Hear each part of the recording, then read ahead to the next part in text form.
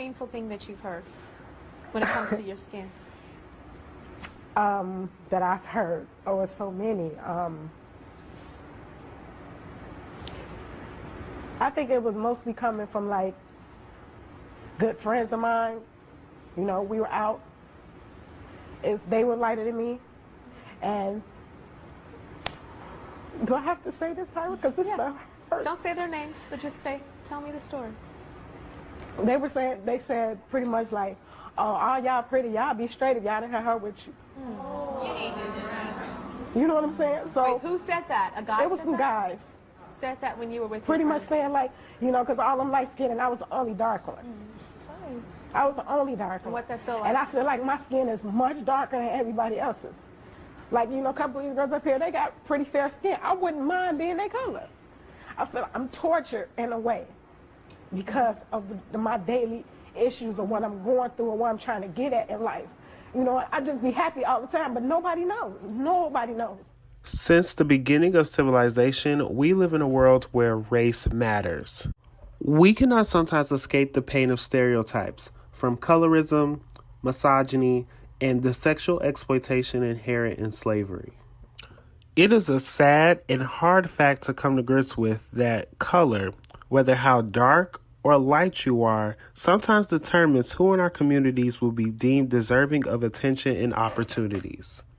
To combat this issue, we must continue to speak about it and speak against it. On this episode of Frenchafullcircle, we will be joined by Dr.Tammye Matthews and our panelists Brittany Wilson, Treanna Frencha, Latrice Johnson, and Omo Irumundomon as we discuss colorism.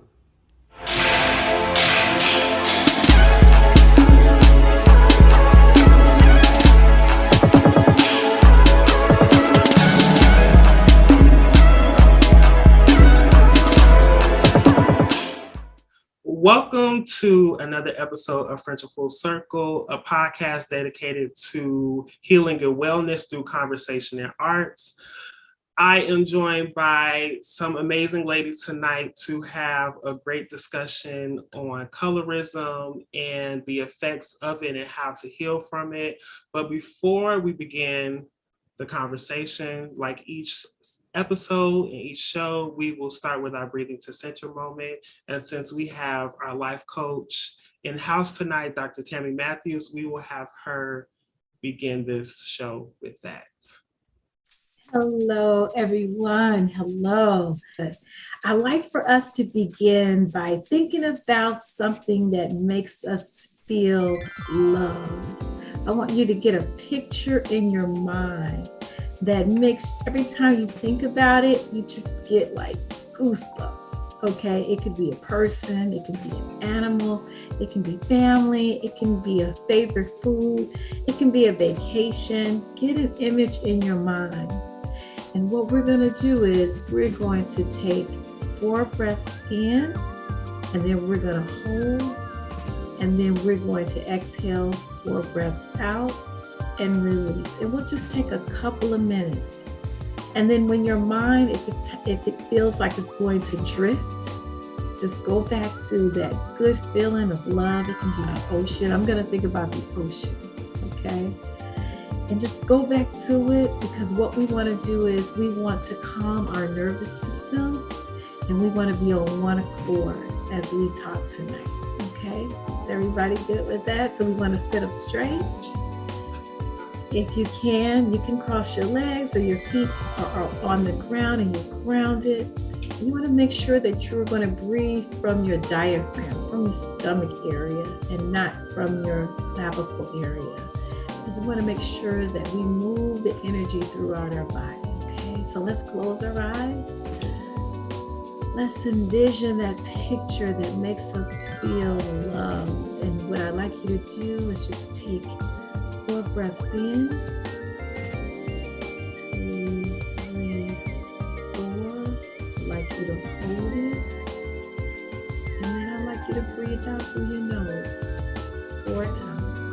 1, 2, 3, 4. We're going to inhale again. Breathing in. 1, 2, 3, 4. Hold it. And then release. Breathe out. 4, 3, 2, 1. Let's do it again. Breathe in. 1, 2, 3, 4. Hold it. Exhale out.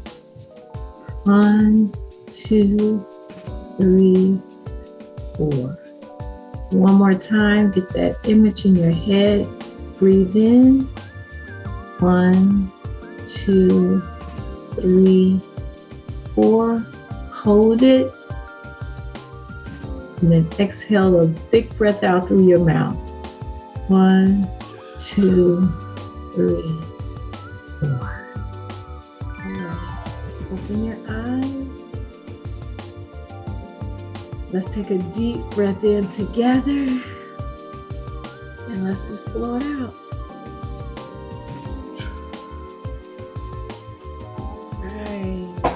Thank you, thank you, thank you. I am joined by some amazing women that I know can lend their voices to a great conversation. One of the reasons why I wanted to do this is and have this conversation is because I think it's an issue that from even in recent news still plagues our communities, especially women of color. And to me, it's an internalized form of racism. And colorism, it causes us to be mean and nasty to ourselves and to each other. It causes us to second guess ourselves, second guess the beauty that we hold within ourselves. And even from an early age, it can really mold how you see people that look like us amongst our communities. Now is a good time to have a complete and full circle conversation about this issue and give tools on how to heal from it. Before we begin the conversation, I'll just have everyone introduce themselves and what you guys are up to. Okay, hi, my name is Latrice Johnson. Me and Marshawn went to high school together. That's how we became friends. And I went to Kent State University to receive my Bachelor of Science in Fashion Merchandising with a minor in marketing. I graduated in 2019, and I am currently working at Hermenegildo Zegna, which is a men's luxury clothing line that is located downtown. But that's just a stepping stone because I aspire to be either something to do with like visual merchandising, like within the corporate offices, or I want to do luxury consulting. So yeah, in my mid-20s, journeying up the ladder to success. Omo Irumundomon. I'm Marshawn's cousin. I'm 24. I went to Michigan State University for computer science, and now I work at Northrop Grumman, and they're a defense contractor for the government. Okay, woman in STEM. Women in STEM. Hey everyone, my name is Brittany. I also went to high school with Marshawn. I actually just graduated this past May from Dominican University in River Forest with my bachelor's in fashion merchandising. So, I'm glad I got that out the way. Currently, I actually work for a Black-owned tailoring shop on the south side of Chicago called Taylor's Row on 74th and Calumet in the city. So I am an apprentice there working under the owner. It's a very small environment, but I love it because it's very hands-on and one-on-one. I do aspire to, move up the ladder, similar to what Latrice said. In the fashion corporate world, I just am still figuring out what exactly I want to do within the industry, because I think there are so many different job opportunities in fashion, but people always scale it down to whether being a designer, being a model, or being a photographer. There's so much more in the industry than just that. So I want to explore more of that and see what aligns with what I want to do in life. So that's kind of where I'm at right now. Just chilling. I am Treanna Frencha. Marshawn is my brother. I am currently 21 years old, and as of right now, I am an intern in the 20th Ward Alderman office. So I work with Jeanette Taylor. Besides that, I'm just a nature girl, We're outside, getting the sun, being in the grass. yeah, that's what I'm up to. Just figuring out what I want to do in life, and yeah, going where the wind blows me. So, yeah. I am Dr.Tammye Matthews. I am a holistic doctor, and I'm a life coach. I got my degree years ago in biology pre-medicine, and I have my MBA in obviously business administration, organizational leadership, actually most recently. And I studied under Dr. Laila Africa in becoming a holistic practitioner after years of being a pharmaceutical sales rep. So I went from the medicine side to the holistic side I transitioned about 12 years ago. Marshawn and I are fellow life coaches, and I had the pleasure of meeting him several years ago and being a part of actually I was on his first show, right? Yes, you were. Yes, you were. I was. So I'm a mother. My daughter's actually 35. She'll be 36 on Christmas, and I have 3 grandbabies. And I am here to support all of you all tonight. So like I said, let's begin the conversation. If you ladies could think about your experiences, Treanna and Omo, as dark-skinned women and what you've experienced personally in the world and from light-skinned women, and then Latrice and Brittany, if you guys could just speak about your experiences as light-skinned women and what your experiences may have been from dark-skinned women, or just navigating in the world, and what have you seen? So I guess I'll just explain my first experience with colorism that I can remember. I was 6 or 7, and it was Valentine's Day. And one of the boys in my class asked if I would be his Valentine. So I was so excited. I said yes, obviously. And then at the end of the day, he was like, I'm sorry, you can't be my Valentine because you're too dark. And I had never experienced anything like this before, as far as I could remember. But I'm 24 now, so that obviously stuck with me for 18 years. It's the first experience I can remember. And I remember I was crying after school that day. And my grandmother was like, why are you so upset? Because she always used to pick me up from school. And I explained it to her, and she was just in shock too. Because it's where did he even hear that? He's also a 6 or 7-year-old. It was fine at the beginning of the day. But not at the end of the day. So I guess that's my first experience with colorism, the one that sticks out in my head, because I was so little. That's the biggest thing that sticks out to me, besides little petty comments from friends, or friends who I'm usually the darkest person in all my friend groups. A lot of my friends aren't even Black. So but sometimes I remember another experience I had was one of my Black friends, she was lighter than me, and she was like, I hate getting dark. I hate being out in the summer. I don't want to get tan at all. I like the color I am in the winter best. And I was just okay, I don't know what you want me to do with that. It was just I don't think people, when people say things like that, I don't think they realize when they're talking to me, that it's kind of offensive. It's oh, well, what's wrong with being any darker than you are now? Because you act like that's the worst thing that could ever happen to you. And I'm literally sitting right in front of you. I've dealt with a lot of little comments like that, from friends. And those people aren't really my friends anymore, for good reason. At first, I didn't really think of anything that stuck out. But I remember the first time I got bullied, I was in 3rd grade. And it was this girl bullying me. She was like, oh, that's why you a burnt biscuit. And I was like, babe, you're the same complexion as me. So what do you think about yourself? Okay.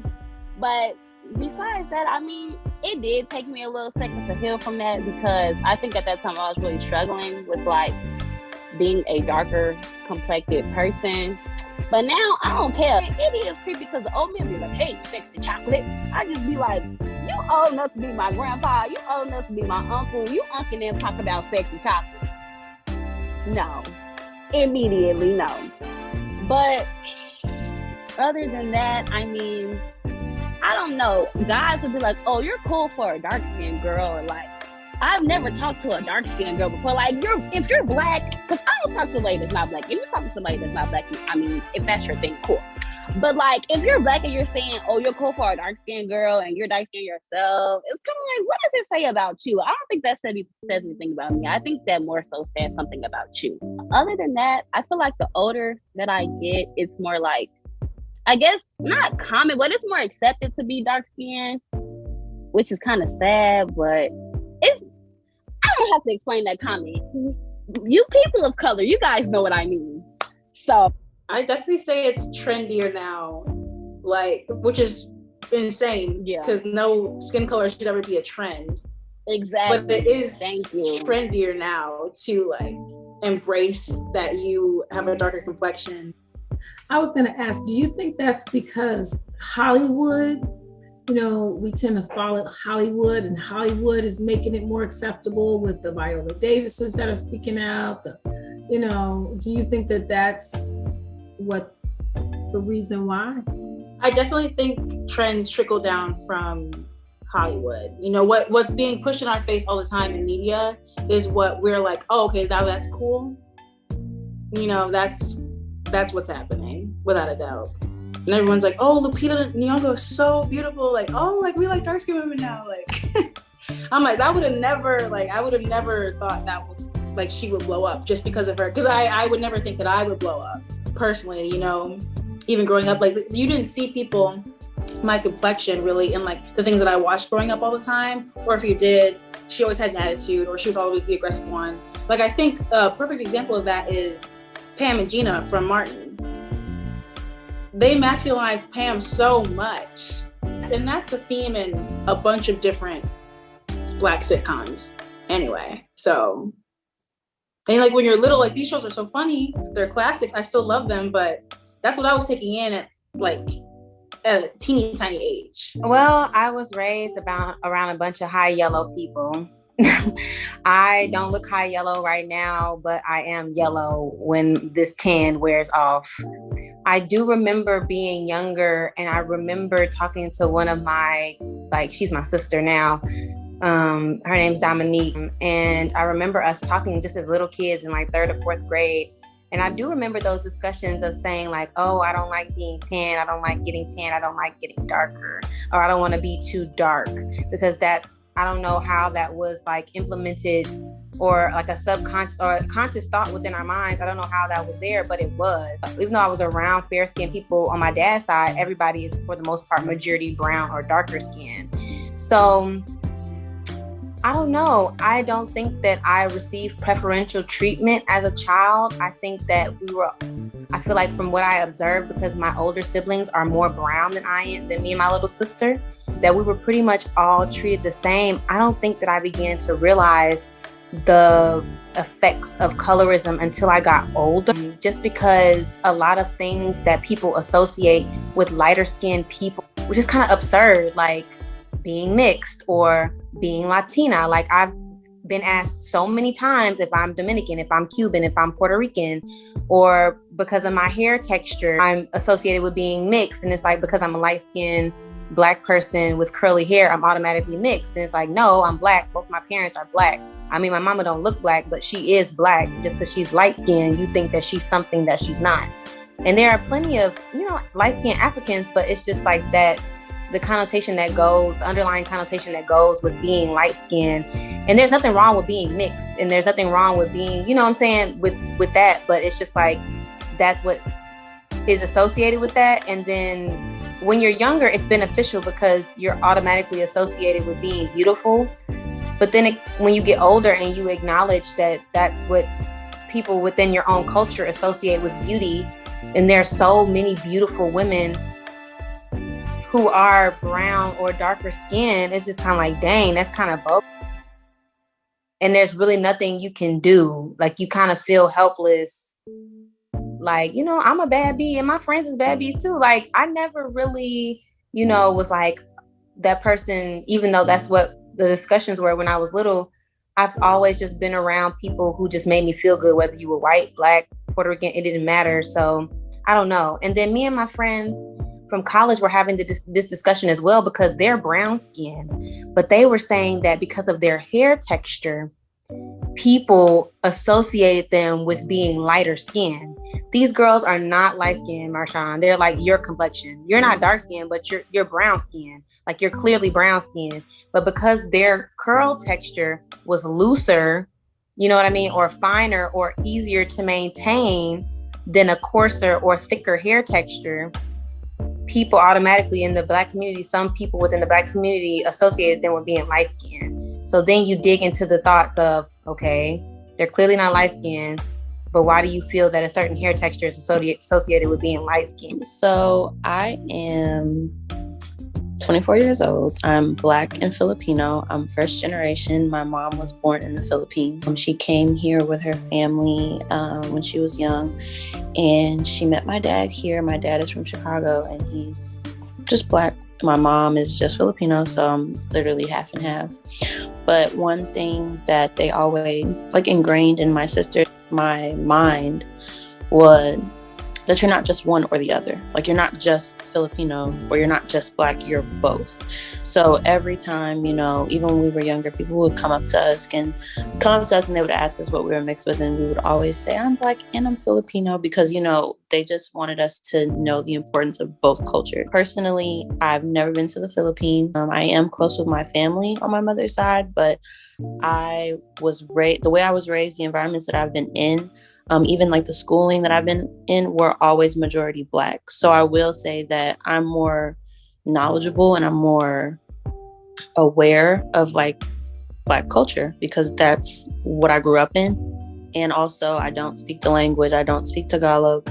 So, sometimes I do feel like a cultural disconnect. Regardless, I've always been raised to embrace both sides. I do think that when I was younger, there was a certain privilege that I had in my life that I wasn't aware of, because I was young, I was innocent, I didn't really understand. But when I get older and I look back on it in retrospect, I do see that even just being in school and having friends and being known as a nice, pretty girl, light-skinned girl, that's something that I never thought about. But when I look back on it, it's okay, there's definitely a certain level of privilege that comes with it. In terms of colorism, I would say that because I have a certain level of privilege due to my skin color, my experiences are not the same as some of you all shared. So instead of the experiences being more negative, I won't say that they're positive, because I don't think that the compliments that come from being light skinned are positive when it's backhanded and you're putting down another group of people just because they have darker skin. It's beneficial, but it's not something that I necessarily want to benefit from. Similar to how white people have an innate privilege just because they're white, but there are white people who recognize that, and even though they know it's beneficial, it's not something that they're proud of, or it's something that they constantly have to make up for. I do feel like in all environments, I feel almost a duty to stand up for people that I see that are brown skin or darker skin. I see them getting treated poorly because of their skin tone. I do have darker skin friends that have shared experiences, and it's honestly really disappointing to see, because in this day and age, it's 2022, and there are still people getting killed for being Black. There are still people getting lynched for being Black. It's really disappointing to see, because you would think that we've made so much progress from Jim Crow, from slavery, from civil rights, but it's there are always going to be people with that mentality that, being the closer you are to being European or having Eurocentric features is more beneficial. Piggybacking off of what Latrice said, when her friends more of a looser curl texture or something like that, I definitely feel like texturism and featurism, if that's what it's called, are they play heavily into colorism as well, because I think that people favor or tend to favor darker skin people who have more Eurocentric features, more of a button nose, a slimmer face, or looser curls. It's usually those women that are dark skinned that have those features that are favored, especially even in the fashion industry with the models. I guess the representation is not as accurate, I would say, as what the world really is, because it's almost like there are super light skin, fair skin models, and then there are super, super dark skin models that like have no hair and it's like the short haircuts, and it's like that's not all, that doesn't entail all of the Black women that roam the earth that could be models. I just love the points that you guys both made, because even though I feel like this is an issue that mainly affects women of color, not just Black women. I had a Puerto Rican friend and she was telling me how her mom treated her differently because in her family, technically, she's considered dark skinned. Like, even though this is an issue that affects mainly women of color, particularly Black women, it relates so well to you guys' experience, especially when I remember growing up, like you said about hair texture. I remember when I first got to Kenwood, my hair texture, it's like a looser curl pattern. So I remember some of the girls came up to me, they're like, oh my God, your hair is so pretty. Like, what do you mix with? Then from there, it kind of like just trickled on to like, you'll meet Black women, or you meet, you know, people of another ethnicity, and they'll come up to you and ask you like, oh, you know, what do you mix with? And in my mind, I'm like, why do I always have to be mixed with something to just have nice hair? This leads into the next question that I had, which was, is colorism about Black people's self-hatred or white people's racism? And if so, do we think that Black women, is it them being hypersensitive about in their appearance? I want to get you guys' takes on that. I'm going to say it's a combination of both. I think due to white people's systematic formation to ensure that we are not only physically enslaved, but also mentally enslaved, they use this tactic to further instill our inferiority, not even amongst just white people, but amongst ourselves, so that there's no union, so that we cannot progress forward. Even if we do progress forward physically, even if we do progress forward politically, maybe even economically, because now Black women are some of the most educated, some of the most wealthy women, some of the most, you know, successful women, because they're entrepreneurs in society today. But there are still these different facets within our community that have not healed, have not been pushed forward, have not been challenged. And that's a result of white people's racism and our colorism within our community that stems from white people's racism, from Willie Lynch, who had a list of things in order to control the Negro slave. And one of those things was separating the darks from the lighters.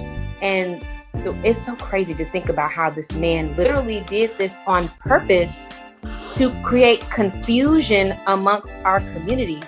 I think that it's definitely legit the way that browner, darker skinned women feel, because they're just as beautiful, just as qualified, just as worthy to not only be accepted, to be promoted, to excel, but just simply to be loved, and loved in different ways, and shown and displayed in different ways that they're appreciated. I remember my friend, he had sent me a clip from Wildin' Out. One of the comedians was like literally going off on Nick, because he always got light skin on the show. He always talking about how much he loved Black women and be having that damn turban on his head. But the only Black women that you mess with is lighter skinned women who are mixed.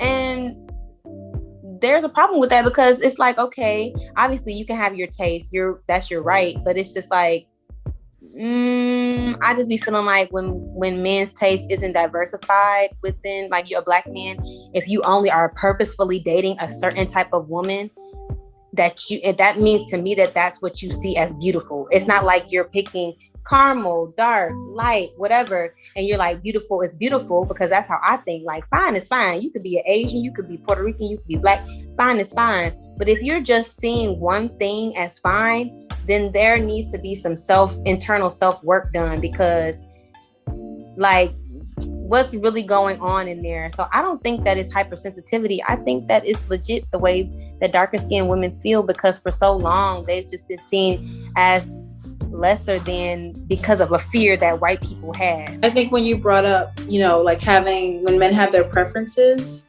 I think it's really weird, because a lot of times, and this is, I guess, a general statement about men, the way they treat you is based on how attractive they find you. And in my experience as a dark-skinned woman, a lot of times, like, men won't even, if I'm in a group with my friends, I won't even be acknowledged. Like, and I brought this up to my friend once, and she was white, and she was like, oh, I had no clue. that this happens to you, like when we go out. And so she makes a point of like including me in conversations, or staying away from those people who, you know, just blatantly, I could be like, hi, just not even like looking my direction, you know, like just blatant, I don't think you're beautiful, so you don't deserve any attention from me at all. Whether or not I find them attractive, like, doesn't matter, I guess. But, you know, I don't treat people poorly based on if I find them attractive or not. I just treat them as a person. So that's when I think like preferences, it's like, oh, a lot of times men say like, I have a preference for lighter skinned women. And it's like, okay, but then you like are mean to me. That's not a preference. It's like, you like hate me and you're uplifting them and putting me down. Like, that's weird. I would never put somebody else down because I have a preference. But like, I'm like you, I'm like, fine, it's fine. Like, you look good, you look good. I don't favor a race or a skin tone. I think that colorism, it stems from like white people and racism, but it's perpetuated like by Black people because, or people of color. Because it, like you said, there are other cultures that even like in the Philippines, it's very common to bleach your skin. There are Filipinos that are like super brown, like darker than I am. My grandfather is actually darker than me and he's not from here. So, you know what I'm saying? There are a lot of, in the media in the Philippines, like in there, like Hollywood, a lot of them literally look white, and bleaching your skin is very common. It's like in drugstores, it's promoted because, like, you know, we all said the closer you are to being white, that's how, like, you know, I guess that's the scale of beauty that a lot of society uses. Going on to what you guys said about preferences, that's definitely something me and my friends have talked about before. A preference is, you know, I like, you know, husky 6 feet and up guys, or I like skinny and, you know, guys that are into sports or fashion. Like, if you're saying like I only date light skinned girls or only date mixed girls, that's not a preference. Like, you're the colorist. Like, you can't just say that.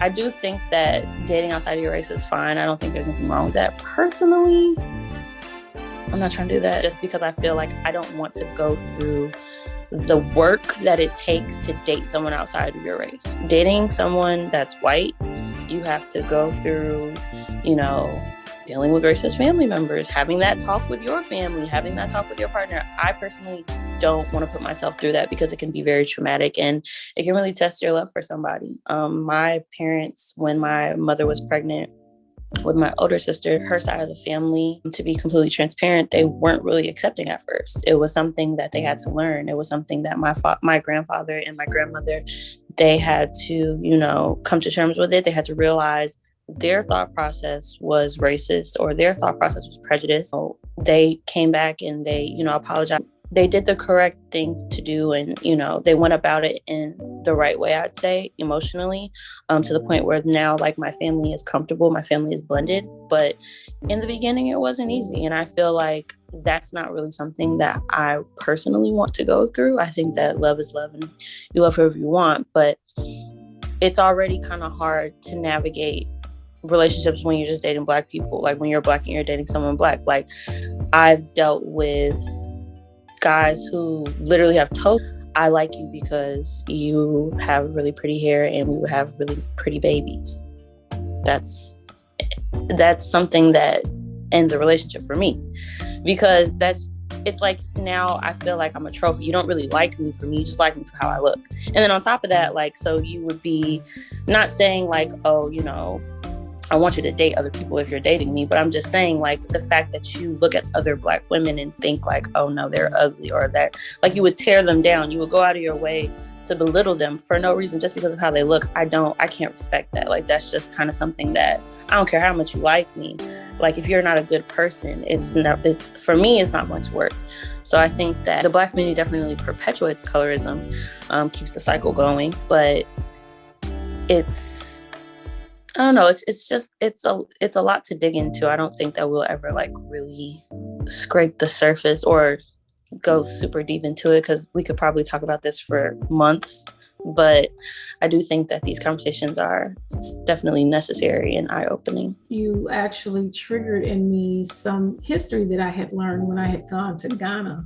I feel like it's a systematic thing where they began actually in the slave castle selecting the captain of that castle, selecting that woman that he was going to rape, right?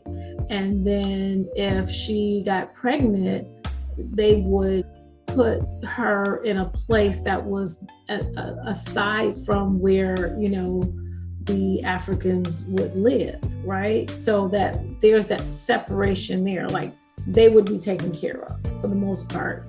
And then, you know, obviously you come over to the US and then you see, you know, the light skin, they're able to be in the home or have to do less work or whatever have you. It's like your mind is constantly being, gosh, I'm not good enough because of my color. I'm outside, I'm having to do this, I'm having to do that, I'm treated this way. And for time, this has been carried out throughout our history. But also in the US, there were indentured servants. So the US was really the last to get slaves. The slaves were going to the Caribbean first, right? And so the US really kind of kicked in towards the end of the slave trade. Well, they had white people that were indentured servants. So the whole racism was created as a result to differentiate between the white indentured servants so that they could feel superior to the slaves. So that was the creation of racism. And that's why you don't see it internationally, because it really is a US thing. And to piggyback off of that, I have learned a couple of things that are related to that. Number one, a majority of the people who fought in the Civil War were poor whites.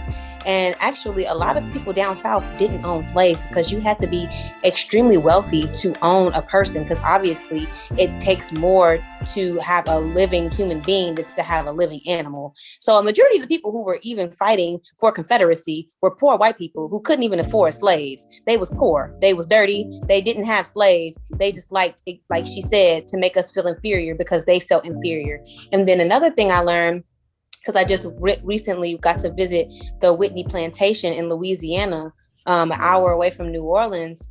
I got a book that said we lived in a cabin in the yard or across the yard. And it's basically a book of the testimonials from the project they did in the 1930s to get testimonials of the slaves' experience while some of the slaves who were in their late 80s and late 90s, just to have it on record. And it's in the Library of Congress. And they were saying one of the testimonials was that there were white slaves. And I didn't know that. He was saying that their slave master had not only black slaves, but he had white slaves because they were extremely impoverished.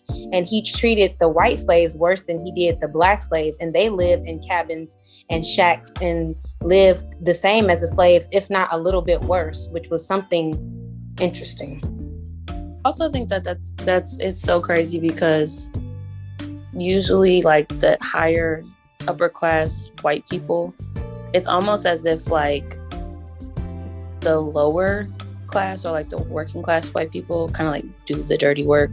So it's almost like upper class, they kind of like pull the strings, but they aren't really the ones that are, aside from like, for example, like you said, like owning, like, you know, the slaves, like it's more so the ones that were doing the work, or like the what do you call the white people that were like working in the fields, like watching the slaves. I can't remember like their title. Overseers, right? So they weren't necessarily like the owners of the plantation, but they like worked for the owners. So it's like, it's interesting to see how that kind of still happens today. It's just way more like systematic and corporate, and more closeted, with when you think about like upper class white people, like they're more closeted racist. Like they try to like keep it covered for sake of like branding and having a good reputation, but really it's very similar to society when slavery was a thing. I was gonna agree. Like you talked about them doing their dirty work. They can plant that seed of you should hate them because they're coming for you. Like there's this crazy notion like they're coming for your jobs, like they're taking stuff away from you. Affirmative action is just taking a spot away from you, things like that. And because people, if you're in a lower class, you probably lack access to a good education too. So if you don't have that, if you can't educate yourself, you're going to believe what all these people are saying to you because you don't know any better. And that's how they keep this cycle going. So that leads into the next question that I have. Like we touched on earlier with Viola Davis and the Lupita Nyong'o, the media has like a big part in like perpetuating this colorism, and how, like I spoke about in the previous filming that we did, like it's almost like to be Black in today's society, it's to be light skinned. Basically, at least the major sitcoms that you'll see, their depiction of Black people is always light-skinned mom, Blackish, Grownish, Family Reunion. Like these shows further like perpetuate and show like it's almost like to be Black is to be light-skinned. Like they are the new face of Blackness, and it's almost like is it a fair representation of Blackness? Even to go as far as when you see our current political system, Kamala Harris, or you'll see like Barack Obama, even though they identify as Black, even with that, they can never just be Black. They always have to be mixed with something. Like I remember when Kamala Harris finally got the title as vice president, it was like, at first it was like, oh yeah, she's the vice president. Then it was like, oh yeah, she's the first Black vice president. Then it's, oh yeah, she's mixed from such and such. She's this president, she's that. And it's like, why can't she just ever be a Black woman? So my question is, why don't we put more pressure on media when it comes to colorism as we do with racism? That's a great question. And I think off the bat, I want to say it's because we're comfortable being colorists, if that makes any sense. Like, I feel like the colorist conversation is way behind the racist conversation, especially because it's a problem within our own community, right? So it's kind of hard to look in the mirror and be like, okay, why am I the problem? Or what am I doing to help the situation? And you brought up all like the mixed women in television and things like that. And I'm always talking to my friends about this. It's like, I'm not saying these women are not Black. I don't want to take their Blackness away from them. They are Black, but it's never like, it's like the Zendayas and the Yara Shahidis of like Hollywood. It's like, can I just get a Black girl like me, who's just fully Black and have her be a star too, as on the same level of fame? And there are some, but it's never the same level. And that comes from it. And I don't want to blame them either. It's not their fault. It's people putting them up on this pedestal, and yeah, that's basically my point. Like, I get annoyed with that, but I'm not annoyed at them because they're inherently not the problem. It's people being like, oh, she's mixed with this. That's so much cooler than just being Black. It's like, being Black is cool, being mixed is cool, being whatever is fine, but they're obviously uplifting one over the other. And being mixed is a whole lot more attractive than being just Black. I think that was a really good point. I also feel like I always struggle with this because to a degree, I feel like it's not their fault. But to a degree, I also feel like it's their duty to stand up for other like Black women or like Black actresses or people in the industry that are darker than them. Like there are some roles I feel like you don't have to take because, or maybe not saying you don't have to take, but maybe there are some roles that would be better fitting for a darker skinned Black woman or a brown skinned woman that I've seen like Amanda Steinberg take or something like that. Like it's just, I feel like it's not your fault, but it's your duty to still like support your darker skin or brown skin like peers. And I think that it's difficult because I always, and I mean I feel this internally as well, I always feel like I don't ever feel like I have to prove myself, but I do feel like there have been times where I've seen like women in the industry have to prove that they're Black, and that's really sad because just because you are lighter skinned doesn't mean that you have to prove your Blackness. If you're Black, you're Black. You know what I'm saying? But I also feel like you have to be realistic and you have to realize that there's a certain level of privilege that's on your life. And so you can't really move like everyone else. Like sometimes you do have to make way and you physically have to make way and make room for your brown skin and darker skin counterparts, because they deserve the same amount of success, the same amount of opportunities. You know, if you see that there's an issue and you see that you're benefiting from this issue and you're not doing anything about it, then you're just furthering the issue. It's just going to keep going. But I do hate to see like Black women have to prove themselves. Like even the rapper Saweetie, they always say like she's not Black, or they say like she's cosplaying Black. Like no, she's Black and Filipino as well. Like she's definitely Black. She might look more Asian or have more like Asian features, but it's really sad feeling like she always has to like let people know, or always has to like come on social media and talk about it. Or even yes, Meghan Markle, like, you know, she gets literally torn to shreds in the UK because she's Black. But here, people are like, oh, she's not Black. Like, that girl, that's a white girl. Or that's this, that, and another. Like, it's really sad. But at the same time, I also feel like even though you shouldn't have to prove you're Black, there's a certain duty that you should take to just make sure that other women that are Black, that are dark skinned, that are darker than you have equal opportunity, because you have an upper hand. So I think it's only right that you make sure that everyone is treated fairly and treated how they're supposed to. So I don't know, it's kind of like a struggle. You know, you guys are reminding me of the movie Do the Right Thing, Spike Lee. So, you know, colorism was addressed in that, obviously, right? And then I thought about, you know, the show with Whitley, A Different World. Are you all familiar with that? You know, and how the darker skinned women were depicted. There was like the doctor and, you know, the short Kimmy and then the taller. You know, colorism, I think Spike Lee did an awesome job in bringing awareness to it, but I don't think it went anywhere after that. Because to be honest with you, I don't even know that I really got it, like, or really understood. You know what I mean? Like, I just thought it was a great movie. I liked the singing, you know, like it was just like entertaining. I don't even think I got it. And at the end, it's like, wake up. And it's like, oh, Lawrence Fishburne. Like I used to have a crush on him. So like, I missed the whole colorism thing. I don't think I became really aware of it until my daughter, who is very light skinned, who's like kind of like you, Latrice, where I guess, you know, she loses her tan, she's very fair. And when she got to be around 13, I just noticed how people were like, Black women would instantly get attitudes around her. For one, she looked older, but they would just like, I could be, one time we were in the movie theater and I'm like just observing and she's like just coming in and they're looking at her like this. They don't even know who she is. She just literally walked into the theater.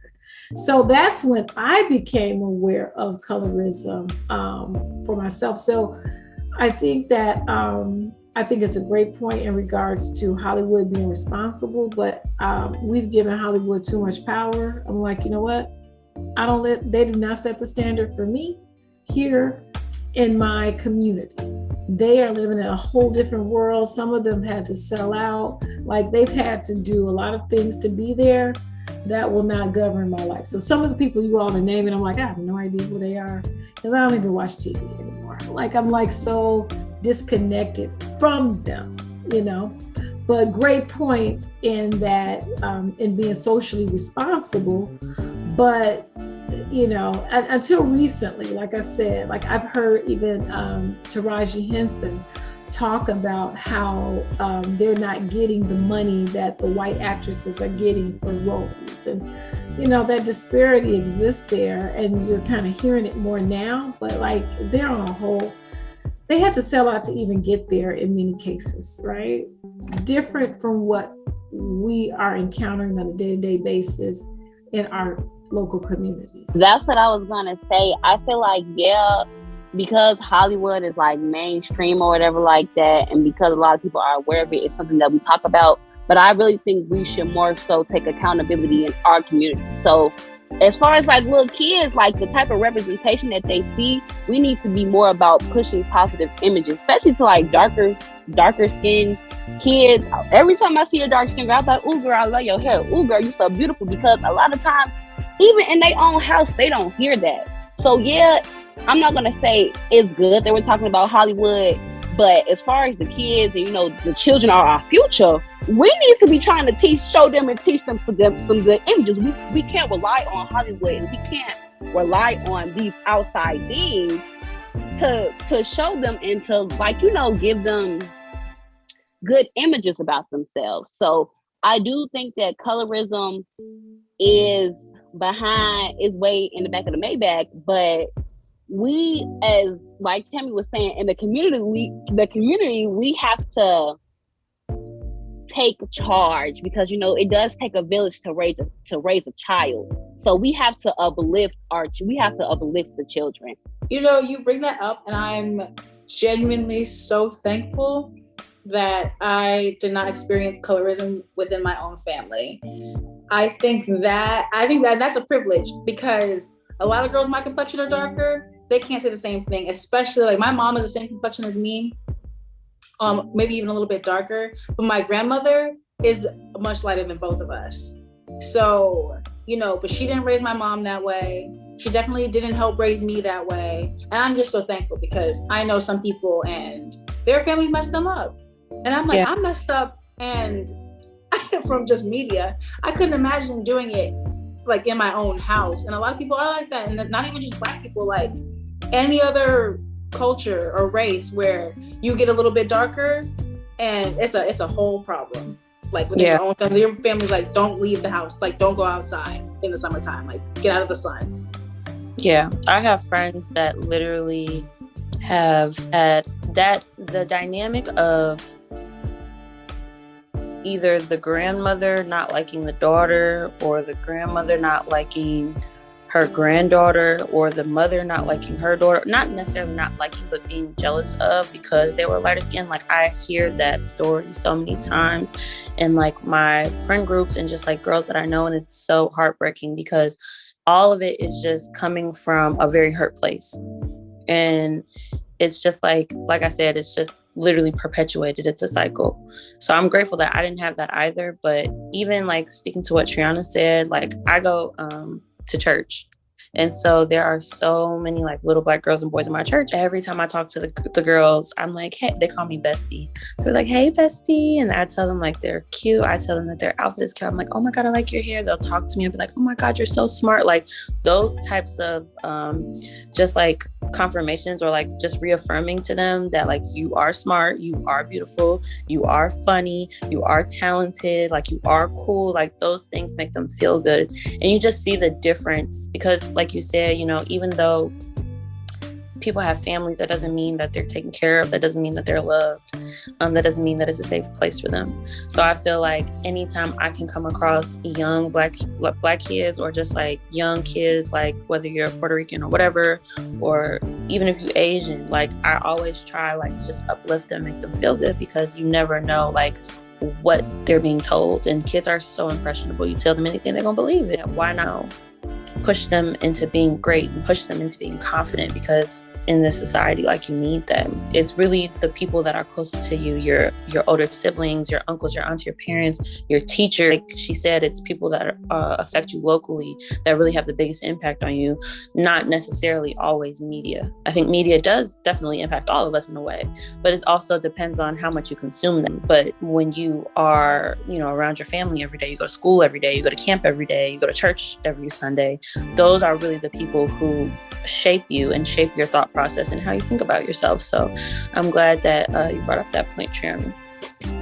But I also wanted to add another layer onto this part of the discussion, because I want to go back to the topic of like holding half mixed people on a pedestal, because I feel like nowadays they want to be so inclusive that you're exclusive. Like, even though you're trying to include everyone and give everyone their flower, you're also actually at the same time excluding people. Because like she said, why can't Kamala Harris, or why can't these people just go up there and be like, I'm Black?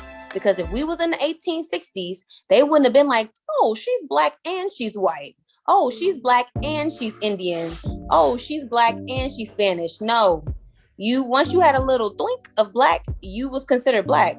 So it's like, now it's like, okay, I just be feeling like, and this could probably be a wrong thing to do, but I just be feeling like a lot of other people from different races that do not have Black ancestry be trying to leech off of our success and our title as Black women, as Black people in general, because of our being in the mainstream, our being a trend, our working hard, our being able to survive numerous forms of a Holocaust, our being able to accomplish all these things, create all these things, and have a foundational, a foundation of success, a foundation of excellence. So now it's like, okay, now that that's actually being accepted as being associated with being Black, now it's like, okay, let us get our little piece too. And that leads me to the question that I want to ask you further deep in this conversation, Tammye. How do we begin to heal? And who's even responsible for healing the issue that we experience in our communities? Yeah, that's a great point. So when I started my company 12 years ago called Restored by Tammye, it was a result of me starting to, I like to say, experience a spiritual awakening. I'm a Gen Xer. So with Gen Xers, we were told what to do and we did it. That's it. We were like auto mode. Baby boomers groomed us very well. So it took me to get to a point in my life where I'm like, there's more than what the church is teaching me. There's more than what I learned in school. It's got to be more to life than this. And it took me to the age of 39 when I was having health challenges that after being in church all the time, after doing everything they said to do, I got married, and I, was living this American dream. I had the house of my dreams. I had the car of my dreams. Like, my life was supposed to be perfect. I was like thinking marriage was like, Gina and Martin, and all of that. And then I got to the age of 30 with all the material things I always wanted. The reason I went to school and worked hard and was not happy. So at 30, when you got the husband, you got the dog, you got the house that you wanted, the cars that you want, the job that you wanted, and you're not happy, what do you do with that? So now it's like, okay, I'm 30. This was what I have worked for my entire life. I don't even know who I am. So I began my journey not really knowing to pursue like my soul plan. Like, why am I really here? What is my purpose? What is my assignment? It's bigger than a title. It's bigger than money. That started to affect me to the point where, because I ended up getting divorced, and then, just kind of trying to live trying to find myself in my 30s. So by the age of 39, I got to that place. I was sick, I was tired, I was overweight. My daughter was graduating from college. She was getting married. I was just so unhappy. And I decided to withdraw, I like to say, from the matrix. I like to call all this the matrix, and surrender to the Creator and say, what am I supposed to be doing? Like, I literally unplugged. And I call it a holistic detox. So I took the day after Christmas, 25 days of like not talking to friends, not watching television. I only went to work. I went to church. I came home and I worked on myself. I got a coach. To help me to start digging through all these layers that I had accumulated because of past hurts. I had my daughter at the age of 16. I was still carrying the shame of having a child in high school. Like, all of this had accumulated over the years. And what I learned was I was trying to overcompensate with materialism, not dealing with who I really was, not wanting to even discover that, because that's not what society teaches you. You want to keep up with the Joneses. You want to have, back then, the purses were a big deal. The shoes were a big deal. Being able to travel was a big deal. The car you drove, which I applaud your generation now, because you all don't make that a big deal. You know, you all are like coming out the gates like, you know what? I'm going to figure this thing out and I'm going to do it my way. I love you all's energy because it was totally opposite of ours. So I literally unplugged you all. And when I tell you that changed my life, I got off the Ferris wheel and I prayed. I did a detox where I only did fresh juices and good clean water. And I work with a coach, and I just started pouring out things that I had never told. And like my soul just started to uplift where I could hear my soul. And then I started learning how to live from my soul and make decisions based on what my soul wanted instead of what my head had been conditioned to want. So it's a very personal thing. You don't wait on a king. Yeah, Obama was, he was great. You can't wait on the Obamas of the world to come and save you. You have to save yourself. The God is in you. And so discovering that and unplugging and just saying, you know what, I'm going to just, even if it's just a weekend, I'm just going to take some time to figure out what my heart's desires are. Let me just start there. Not what my mom and them said, my boyfriend said, my father. What do I want? Who am I? What do I want to be? What are my visions? What are my dreams? Just start in there. I also say to create a spiritual practice. Like whatever your belief system is, know why you believe what you believe. And create a consistent practice. We started out with just like a breathing exercise. You can just sit down and just have a breathing exercise session for like 5-10 minutes where you're just listening to your breath. The number one thing the Creator gave us was breath, and being able to just breathe properly so we can connect to the spiritual realm. Because if you stay here and you watch the news and watch all of the stuff that's happened, especially in Chicago, you can't really rise up because you're constantly being conditioned to be fearful of the very city that you live in, to go outside. So creating a spiritual practice, light a candle and just breathe, just decide. At the beginning of my day, I want to start out with breathing. At the end of my day, I want to, whatever resonates with your soul, journaling. Like when you're feeling a certain, and I do this, I want to get on the phone and call my girlfriends and just say, let me tell you what happened, blah, blah, blah. Sit down, be quiet, and write it down. Just write how you feel it. Give yourself some love. Because what happens is, and going back to what Treanna said, is then we can model this and we can teach the younger generations because we're doing it. And you elevate by doing that. And the third thing I wanted to add was, study your history. I love when Latrice said, she went down to Louisiana and I think it's called the Whitney Project or the Whitney, and go study your history. Go to Africa, go to Ghana, visit the slave trades. I went to the museum in DC to learn African American history because that history starts when our ancestors landed here. But I went to the slave castles first because I wanted to see how did our people get bamboozled where they could just bring thousands of strong Black people to a whole nother country. Like, I need to know how that happened.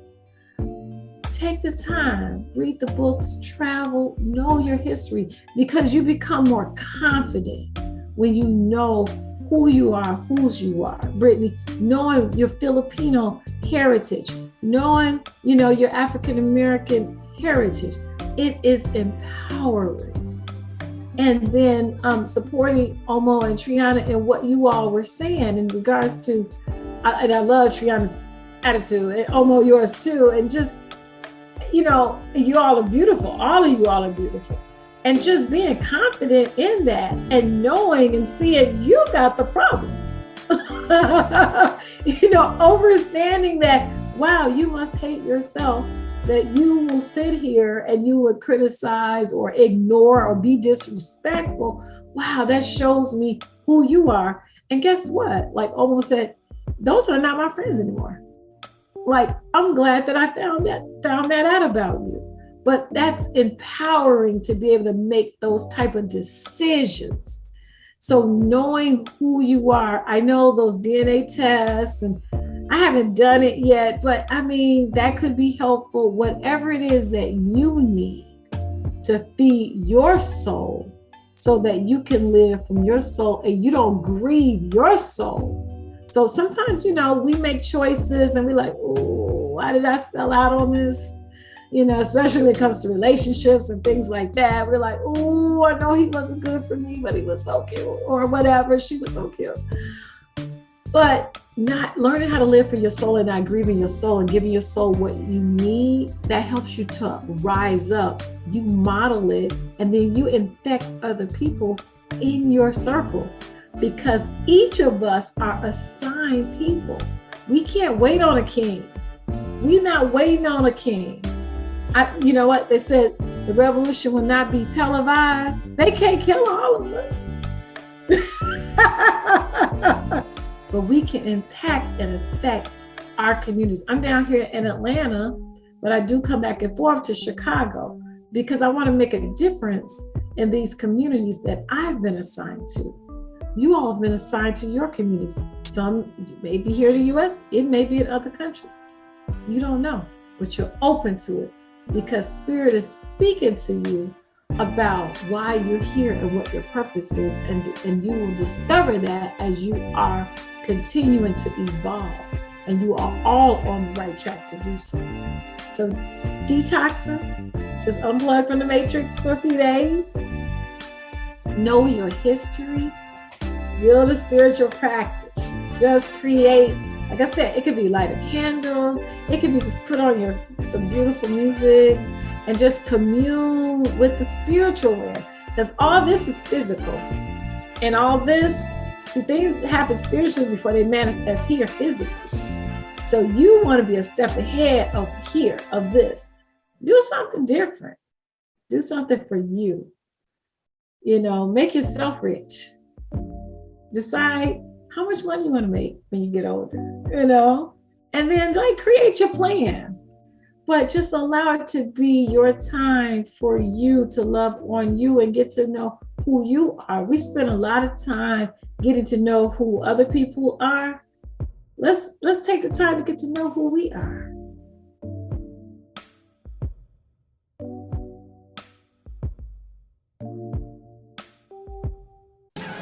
Thank you all for tuning in. Again, I am Frencha, closing out on this episode of Frenchafullcircle. Let me know in the comments about your experiences with colorism and what you plan to do to combat colorism. Until next time, peace and blessings.